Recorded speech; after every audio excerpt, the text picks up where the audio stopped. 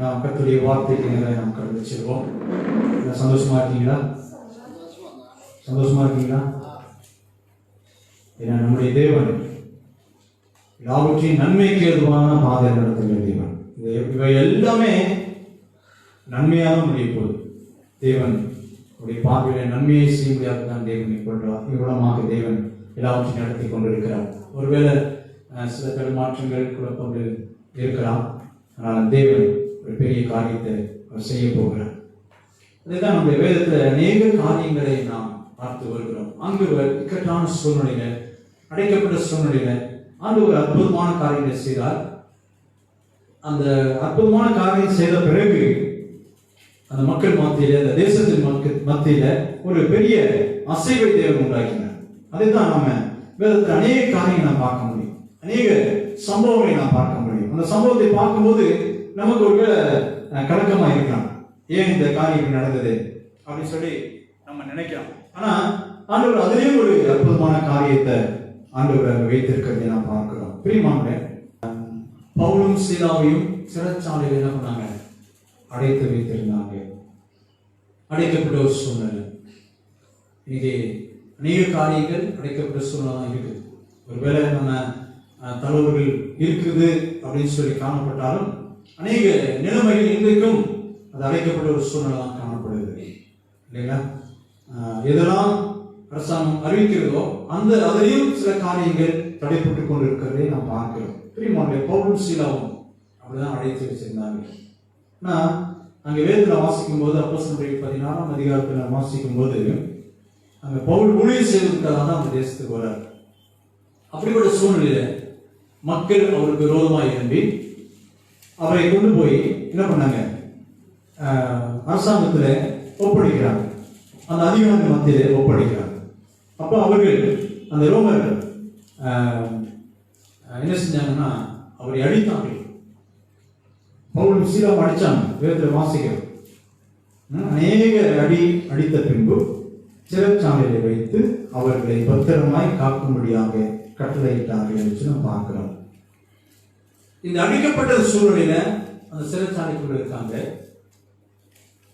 நீங்க நானா இருந்தா வலி வேதனையினால கண்ணீர் விட்டு கொண்டிருக்கலாம், அதை வேதனைப்பட்டு கொண்டிருக்கலாம், பல விதமான இக்கட்டான சூழ்நிலை நாம் இருக்கலாம்.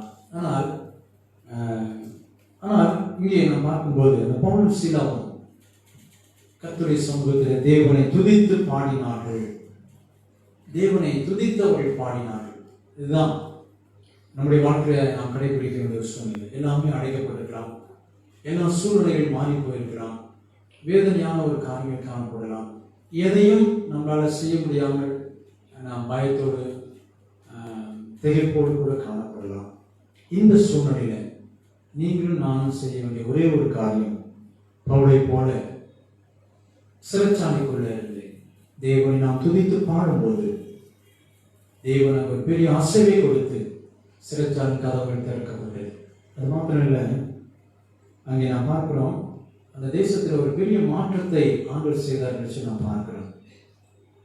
அந்த சிறைச்சாலையுடைய காவலாளி ஆண்டவரை அறிந்து கொள்ளும்படியாக அங்கே ஏற்படுகிறதை நாம் பார்க்கிறோம்.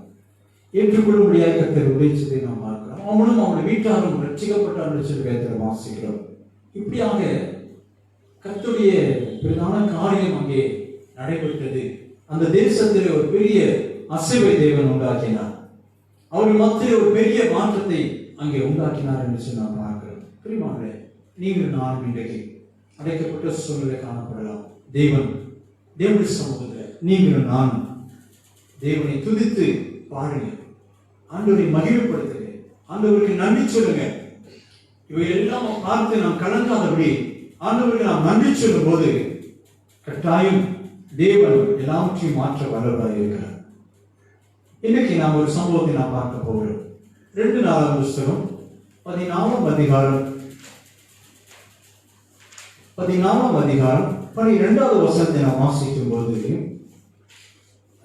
558வது பக்கம் பழைய ஏற்பாட்டில் 2 நாளாகவும் 14ஆம் அதிகாரம் 12வது வசனம். அப்பொழுது கர்த்தர் அந்த எத்தியோப்பியரை ஆசாவுக்கும் யூதாவுக்கும் முன்பாக முறியடித்ததினாலே எத்தியோப்பியர்கள் ஓடி போனார்கள்.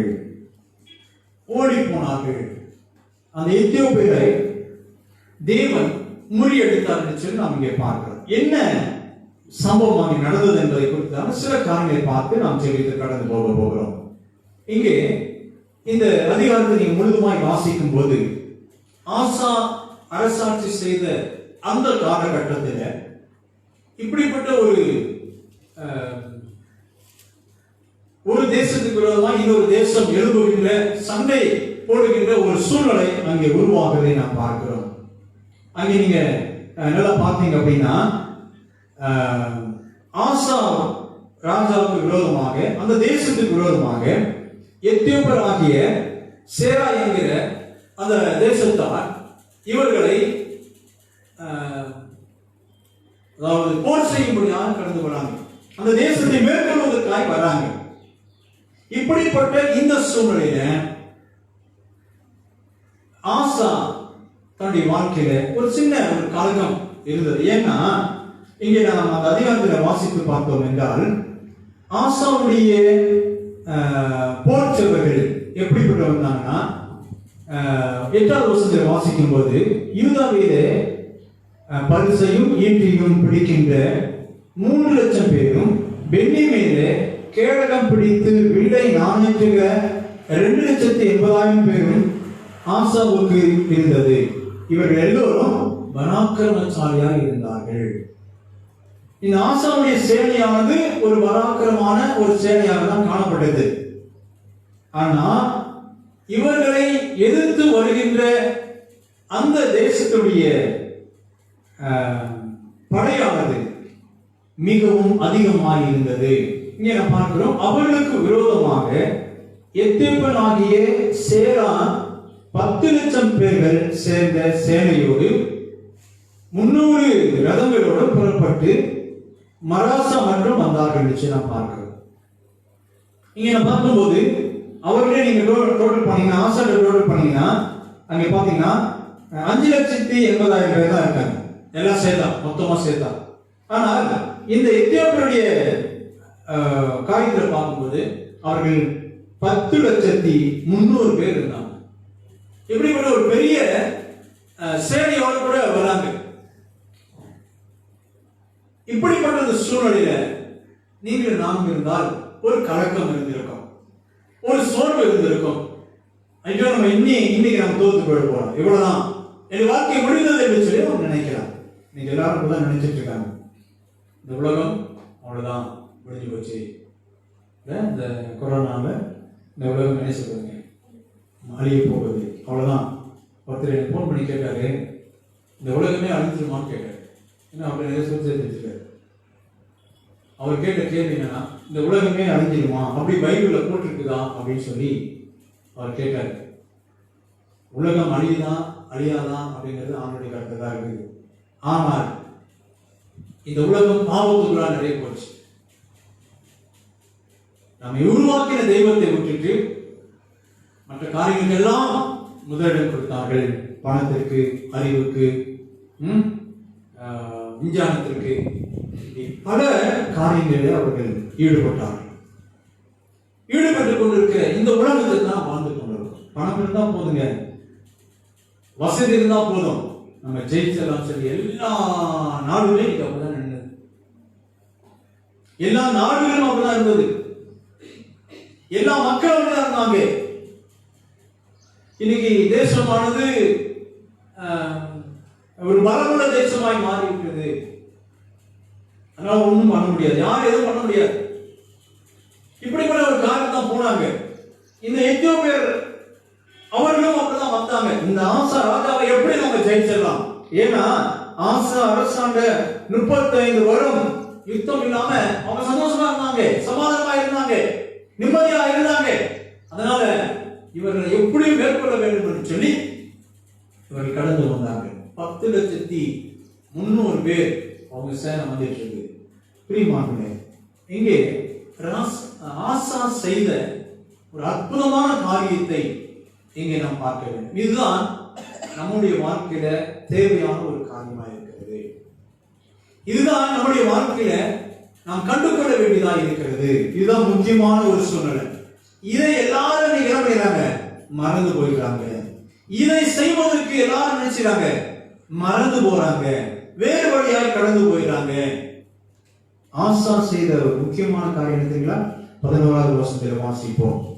ஆசா தன் தேவனாகிய கர்த்தரை நோக்கி கூப்பிட்டு, கர்த்தாவே, பலமுள்ளவனுக்காகிலும் பலனற்றவனுக்காகிலும் உதவி செய்கிறது உமக்கு லேசான காரியம்.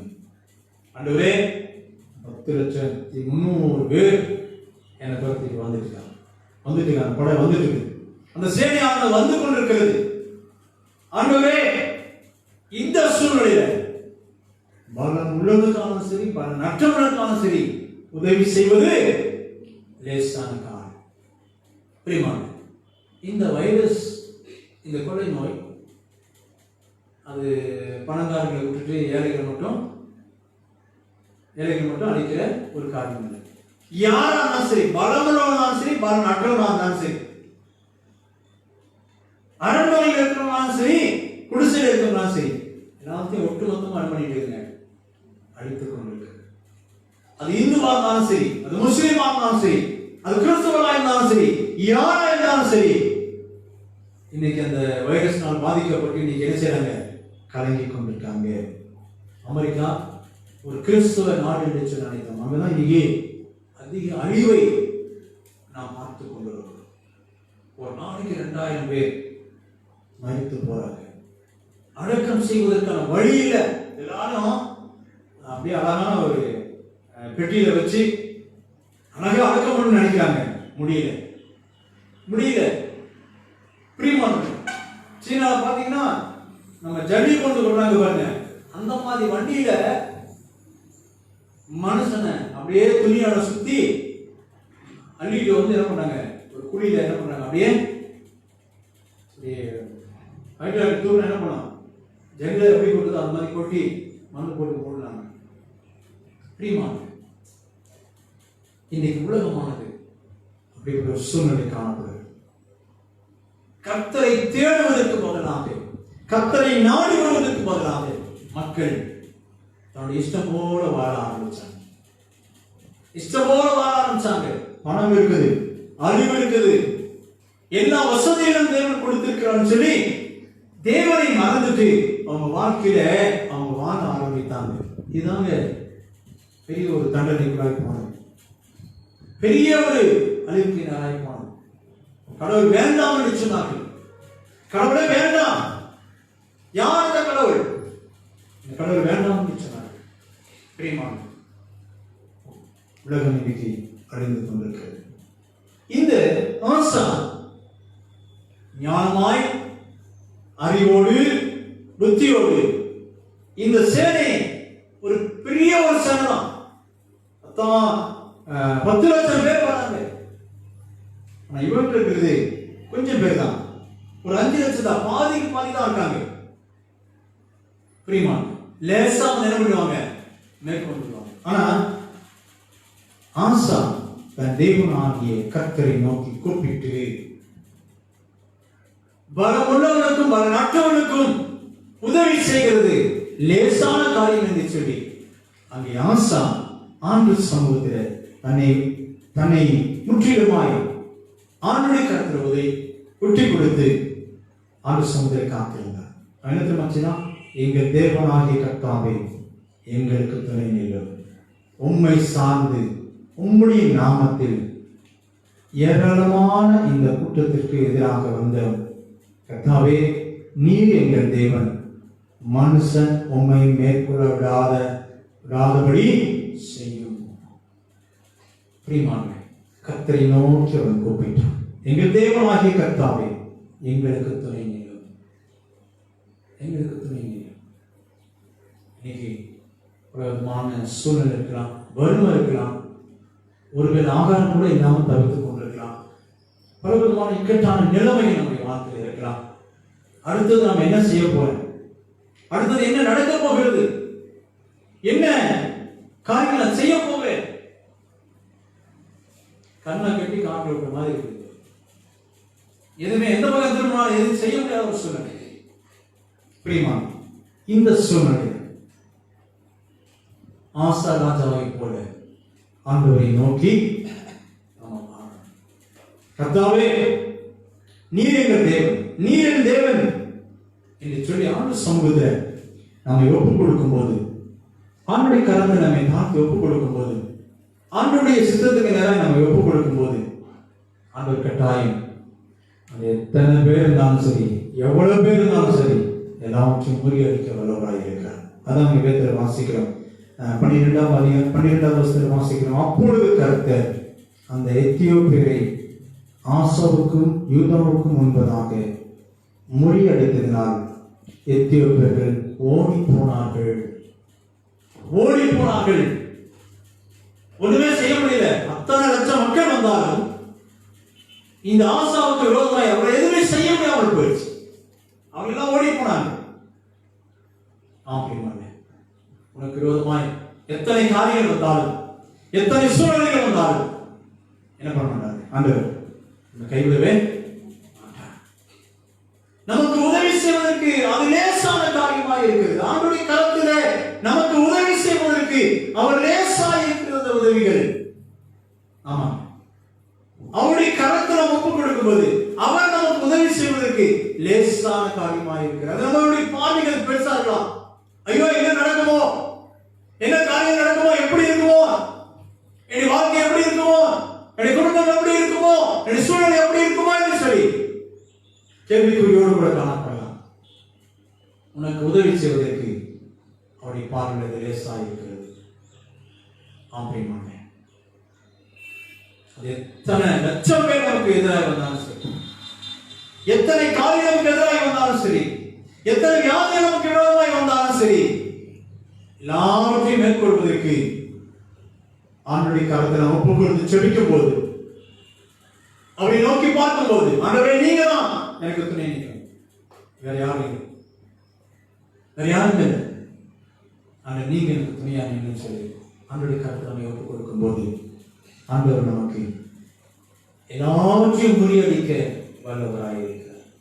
எல்லா அடைக்கப்பட்ட சூழ்நிலையை தேவன் முறியடித்து ஆண்டவர் உங்களை என்னை வெளியே கொண்டு வருவார். கலங்காதீங்க. நாம் சம்பாதிக்க வழியை நாம போயிடுச்சுன்னு சொல்லி கலங்காதீங்க. ஆலயங்கள் திறக்கப்படல, தேவாலயங்கள் திறக்கப்படல. ஐயோ, இன்னைக்கு அடைக்கப்பட்டிருக்குதே, இப்போவாது திறக்கப்படுவதற்கான வாய்ப்புகள் உருவாக்குமான்னு நினைச்சேன். ஆனா அரசாங்கம் கொடுத்திருக்கிற இந்த சட்டத்துக்கு என்ன பாத்தீங்க அப்படின்னா, அது லேசா செய்ய முடியாது.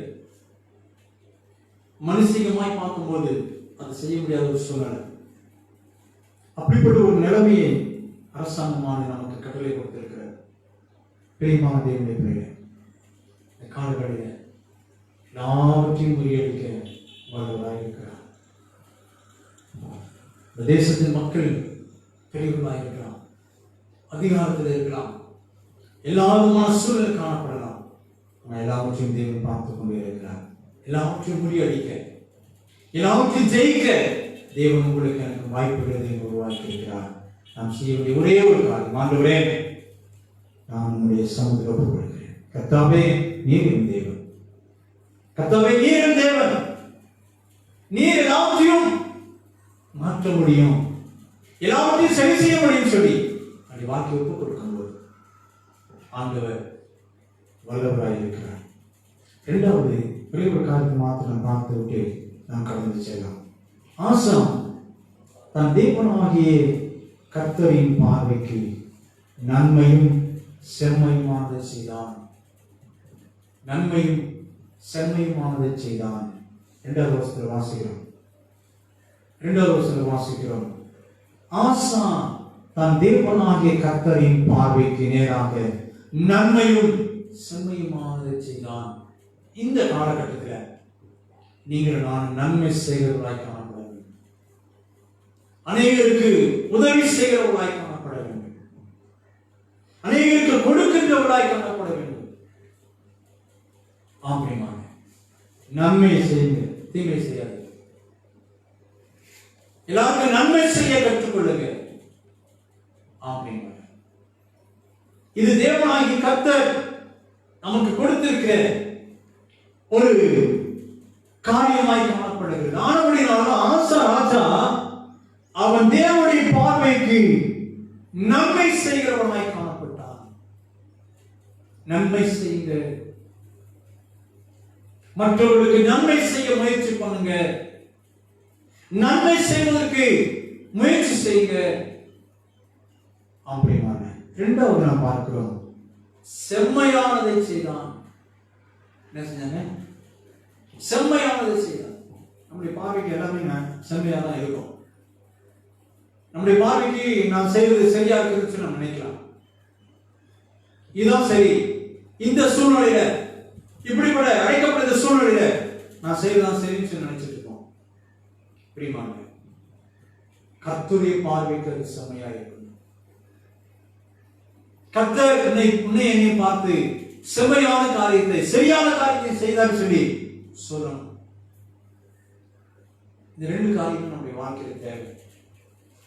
நன்மை செய்யுங்க, செம்மையானது செய்யுங்க, சரியானது செய்யுங்க.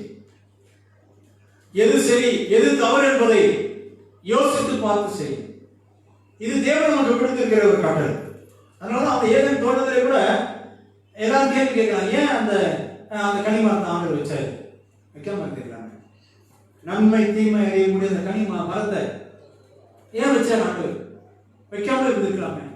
எல்லாரும் வச்சாரு, எல்லா செடிகளை வச்சாரு, ஏன் இதை கொண்டு வச்சாரு? இது இல்லாம இருந்திருந்தா அந்த ஏதேன் தோட்டத்துக்குள்ளேயே இருந்திருக்கலாமே அப்படின்னு நினைக்கிறோம். இல்லைங்க, அந்த நன்மையும் தீமையும் அறிந்து கொள்ளக்கூடிய ஒரு அறிவை மனிதருக்கு என்ன செய்ய நம்ம கொடுத்திருக்க இல்லையா? மனிதருக்கு கொடுத்திருக்க. இதை நாம் என்ன பண்ணுங்க? சரியாக நம்ம செய்யணும். இதை நாம் தவறு விட்டோம் அப்படின்னா கட்டாயம் நம்முடைய வாழ்க்கையை சொல்றீங்க பல விதமான சிக்கல்கள் வரதான் செய்யும். ஏன்னா ஆண்கள் எல்லாமே ஏதேன் என்ன பண்ணாங்க? நாங்கள் வச்சிருந்தாரு, அது என்ன பண்ணாங்க? தவறாக பயன்படுத்தினாங்க. தவறாக மற்றவருடைய வார்த்தைகளை அவங்க செவி கொடுத்தாங்க. ஆனபடினால இன்றைக்கும் அந்த ஜென்ம பாவமானதை செய்யணும் தொடர்ந்து வந்துட்டாங்க, தொடர்ந்து வந்துட்டே இருக்கு. இன்னும் மாற்றம் இல்லை. ஆண்டவர் என்றைக்கு இந்த உலகத்தில் வருகிறாரோ அன்றைக்கு தான் அந்த ஜென்ம பாவம் என்ன செய்யுங்க நம்மளை விட்டு முற்றிலுமாய் மாற்றி இந்த ஜென்ம சரீரத்தை விட்டு மகிமையான சரீரத்தை நினைச்சுக்கிறோம் நம்ம போவோம். அது வரைக்கும் இந்த காரியம் தான். ஏன் நம்ம இன்னைக்கும் கஷ்டப்படுறோம்? ஏன் இன்னைக்கு நம்ம பாடுபடுறோம் இல்லையா? ஏன் இன்னைக்கு நம்முடைய வாழ்க்கையில நெத்தி வேக நிலத்துல வரும் நம்ம பாடுபடுறோம்? காரணம் என்னன்னா, அன்றைக்கு அந்த நல்லது தீயது சொல்லி அறியாமல் கர்த்தர் சொன்னாரே, இதை சாப்பிடக்கூடாதான்னு சொல்லி போனாரு அப்படின்னு சொல்லி கொஞ்சம் யோசனை பண்ணி அவங்க செஞ்சிருந்தாங்கன்னா வாழ்க்கையில கடுமாற்றம் இல்லாமல் இருந்திருப்பாங்க. ஆண்டவருக்கு ஒழிஞ்சு போய் நிற்க வேண்டிய அவசியமே இல்லை. நிர்வாகமா இருக்குன்னு சொல்லி அந்த வெக்கப்பட அவசியமே இல்லை. அப்படிப்பட்ட சூழ்நிலை இல்லை. சந்தோஷமா இருந்திருக்கலாம், நிம்மதியா இருந்திருக்கலாம், தேவ ஆசீர்வாதத்தோடு கூட இருந்திருக்கலாம். நன்மை தீமை எது என்பதை செம்மையான காரியத்தை அறியாதனால நம்முடைய வாழ்க்கையில எல்லாவற்றையும் அவர்கள் இழந்தார்கள். தேவ மகிமையை அவர்கள் இழந்தார்கள். தேவனுடைய மகிமையை இழந்தார்கள். பிரியமான தேவனுடைய இந்த காலவெளியில் ஆண்டு சமூகத்தில் வந்திருக்கிற நீங்க நான் ஆண்டு சமூகத்தில் நீரே என் தேவன் என்று சொல்லி வாழ்வோம். இரண்டாவது நன்மை செய்வோம். மூன்றாவது செம்மையான காரியத்தை அறிந்து யோசித்து சிந்தித்து செயல்படுவதற்கு நாம் முயற்சி பண்ணணும். செம்மையான பாதையில செல்ல நாம் முயற்சி பண்ணணும். சரியான காரியத்தை நாம் யோசிக்க நாம் முயற்சி பண்ணணும். ஆண்டவர் நல்லது கெட்டது சொல்லி எல்லாவற்றையும் தேவன் வைத்திருக்கிறார். அதை அறிந்து கொள்வதற்கு நாம் தான் முயற்சி பண்ணணும். பிரியமான தேவனுடைய பிள்ளைகளே, இந்த காலகட்டத்தில் இப்படிப்பட்ட காரியத்தை நாம் யோசித்து சிந்தித்து செயல்பட்டு தேவனுடைய நாமத்தை மகிமைப்படுத்த கர்த்தர் நமக்கு உதவி செய்வார். ஆசா ராஜாவை போல எல்லாவற்றையும் வெற்றி சிறந்து எல்லாவற்றையும் ஜெயித்து எல்லா போராட்டங்களும் ஜெயித்து அவன் அரசாண்ட 35 வருஷம் தேசத்தில் யுத்தமே இதுதான். இந்த யுத்தம் வந்துச்சு, இதை ஆண்டவர் முறியடித்தார். இதுக்கு பின்னால் யுத்தமே கிடையாது. 35 வருஷம் அவன் சந்தோஷமா வாழ்ந்தார். நீங்கள் நான் அந்த சமூகத்தில் சந்தோஷமாய் வாழணும் அப்படின்னா தேவனை நோக்கி பார்க்கணும் என்று அது நன்மை செய்யும். மூன்றாவது, செம்மையான மனிதனாய் வாழ நாம் முயற்சிக்கலாம். அதான் தேவன் நமக்கு கொடுத்திருக்கிற பாக்கியமான ஒரு காரியம்.